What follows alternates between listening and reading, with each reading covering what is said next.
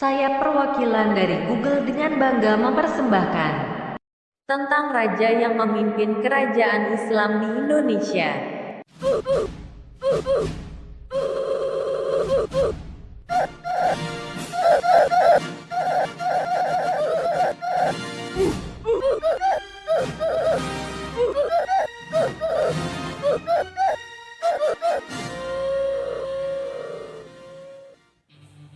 Hari ini saya akan menjelaskan tentang Sultan Malik At-Thohir II. Sultan Malik At-Thohir II memerintah dari tahun 1326 sampai 1348.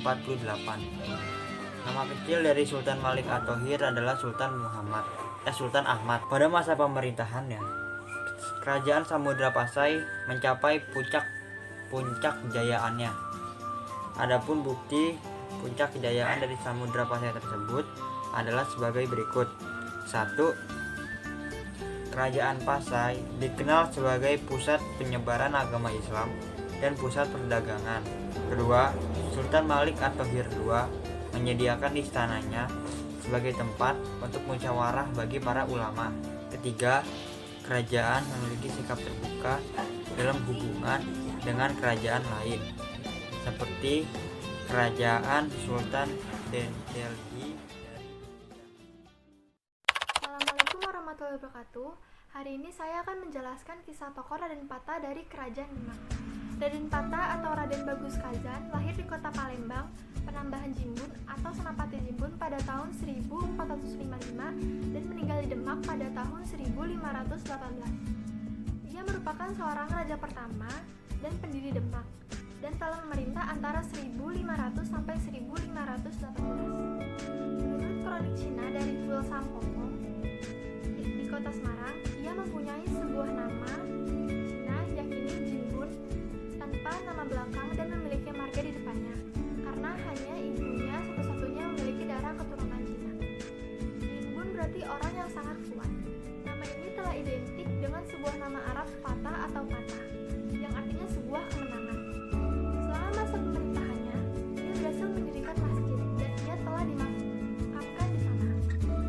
Asal usul Raden Patah menurut Badidah Tanah Jawi, Raden Patah merupakan seorang putra Brawijaya yang kini termasuk raja terakhir dalam kerajaan Majapahit atau versi kronik dari Selir Cina. Selir Cina ini adalah putri Kiai Batong atau juga dikenal sebagai Tan Go Huan. Karena permaisuri Campa, Ratu Dwarawati cemburu. Brawijaya harus memberikan selir Cina kepada saudara perempuannya di Arya Damar, Palembang. Setelah kelahiran Raden Patah, putri Cina Arya Damar atau alias Suan Liong melahirkan dan menikah seorang Raden Husen atau alias Kim San. Sekian, terima kasih. Assalamualaikum warahmatullahi wabarakatuh. Dalam tradisi Jawa, Pati Unus atau yang biasa disebut dengan Adipati Unus atau Yatsun adalah raja kedua dari Kerajaan Demak yang memerintah pada tahun 1518 sampai dengan 1521.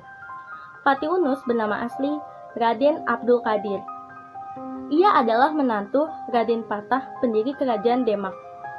Ia lahir di Jepara pada tahun 1480 dan meninggal di Demak pada tahun 1521.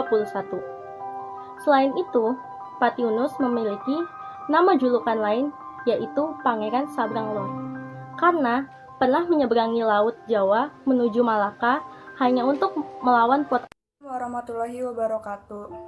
Saya akan menceritakan tentang Raja Hamangkurat I. Dia bernama Sri Susuhunan Mataram Agung atau disingkatnya Mataram atau disingkatnya Hamangkurat I. Ia adalah Raja Kesultanan Mataram yang memerintah pada tahun 1646 sampai 1677. Ia adalah putra dari Sultan Agung Hanyokrokusumo. Ia banyak sekali mengalami pemberontakan pada masa pemerintahannya.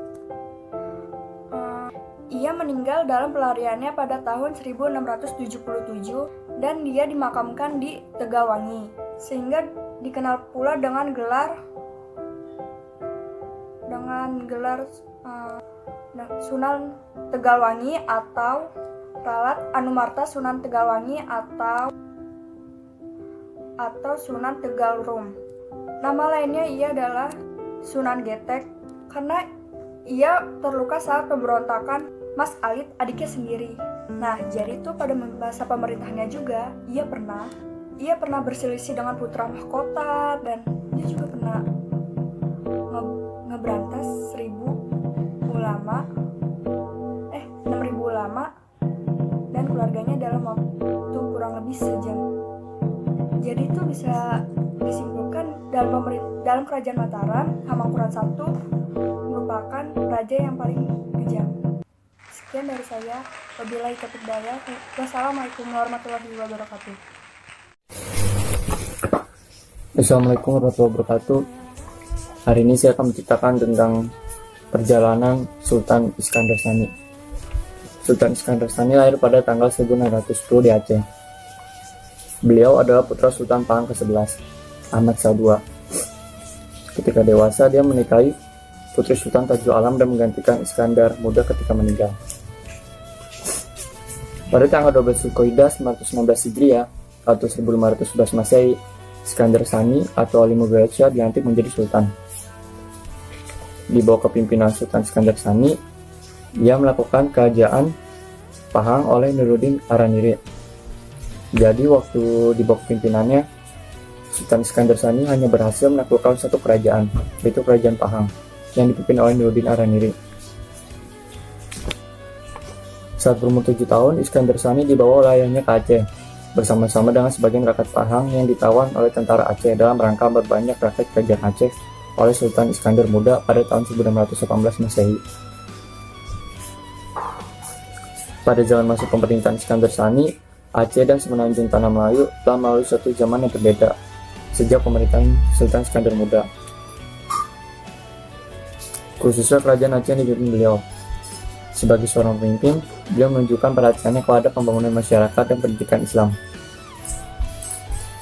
Namun, sikap Sultan Iskandar Sani kurang tegas, sehingga setelah dia meninggal, kerajaan Aceh nasibnya langsung berubah dan tidak lagi disegani.